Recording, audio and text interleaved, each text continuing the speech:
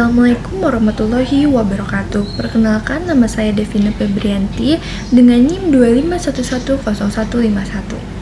Dalam dunia bisnis yang semakin kompetitif, kemampuan manajemen dalam mengambil keputusan saja tidaklah cukup. Keputusan yang baik harus diiringi dengan komunikasi yang efektif agar dapat dipahami dan dijalankan dengan benar oleh seluruh pihak di dalam organisasi.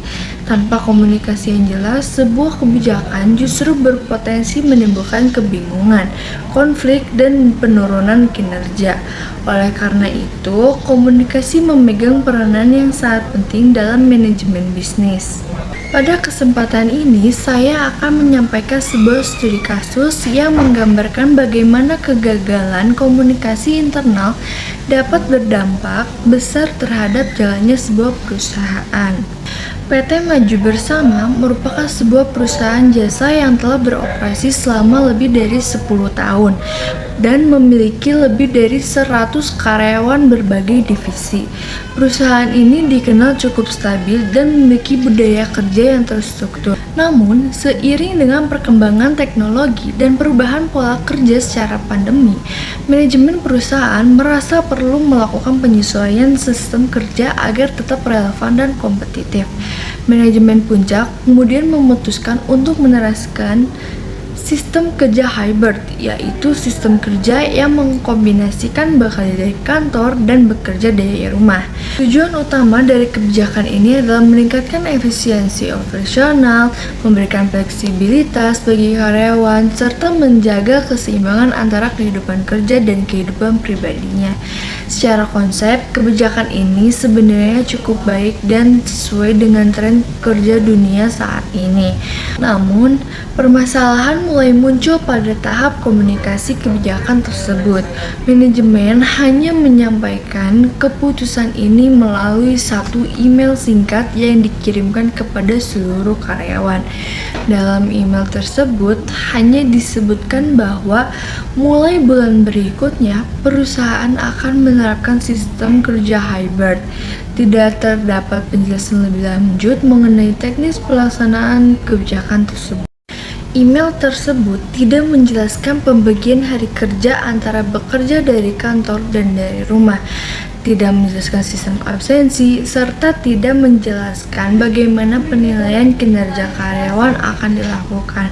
Selain itu, tidak ada undangan rapat, sosialisasi, maupun forum diskusi untuk memungkinkan karyawan untuk mengajukan pertanyaan atau menyampaikan pendapat.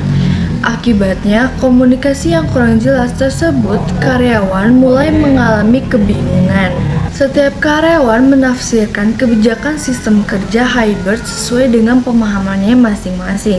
Sebagian karyawan menganggap bahwa bekerja dari rumah bersifat bebas dan fleksibel sepenuhnya. Sementara karyawan lain tetap datang ke kantor setiap hari karena takut dianggap tidak disiplin atau tidak bertanggung jawab. Pada beberapa hari tertentu, kantor justru menjadi sangat penuh karena banyak karyawan datang secara bersamaan.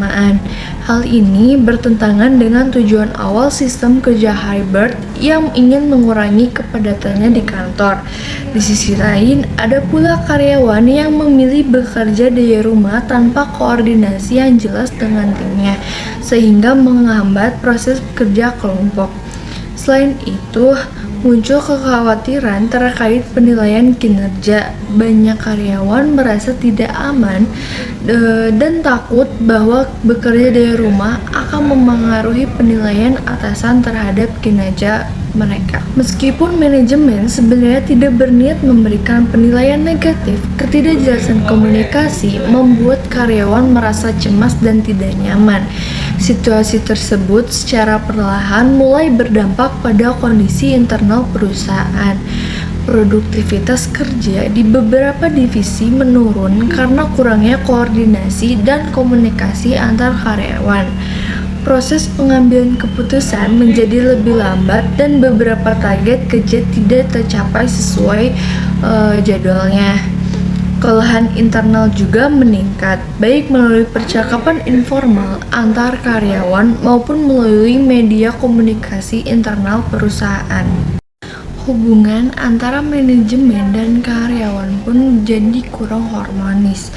Karyawan merasa bahwa manajemen tidak melibatkan mereka dalam proses pengambilan keputusan yang berdampak langsung pada cara mereka bekerja. Rasa kepercayaan terhadap manajemen mulai menurun dan suasana kerja menjadi kurang kondusif. Jika dianalisis lagi dari sudut pandang manajemen bisnis, permasalahan utama dalam studi kasus ini bukan terletak pada kebijakan sistem kerja hybrid, melainkan pada strategi komunikasi yang digunakannya. Manajemen menerapkan komunikasi satu arah tanpa memperhatikan pentingnya umpan balik dari karyawan. Padahal dalam manajemen modern, komunikasi seharusnya bersifat dua arah, terbuka dan partisipatif. Manajemen juga kurang memperhatikan perencanaan komunikasi. Kebijakan besar yang menyangkut perubahan sistem kerja seharusnya disertai dengan sosialisasi yang matang. Tanpa komunikasi yang terstruktur, pesan yang disampaikan beresiko disalahartikan dan menimbulkan masalah baru di dalam organisasi. Solusi yang seharusnya dilakukan oleh manajemen adalah menyusun strategi komunikasi yang lebih efektif.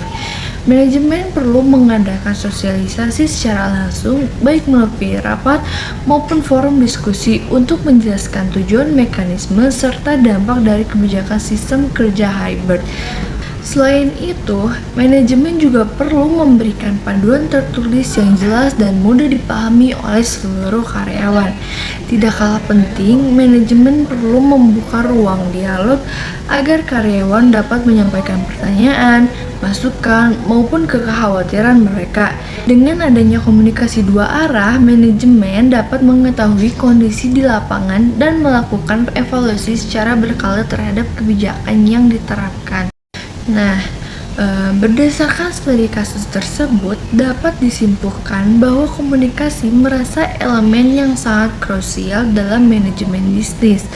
Sebuah kebijakan yang dirancang dengan baik tidak akan berjalan efektif tanpa komunikasi yang jelas, terencana, dan melibatkan seluruh pihak. Oleh karena itu, manajemen perlu menjadikan komunikasi sebagai bahan strategis dalam setiap pengambilan keputusan agar tujuan perusahaan dapat tercapai secara optimal dan berkelanjutan. Cukup sekian dan terima kasih. Wassalamualaikum warahmatullahi wabarakatuh.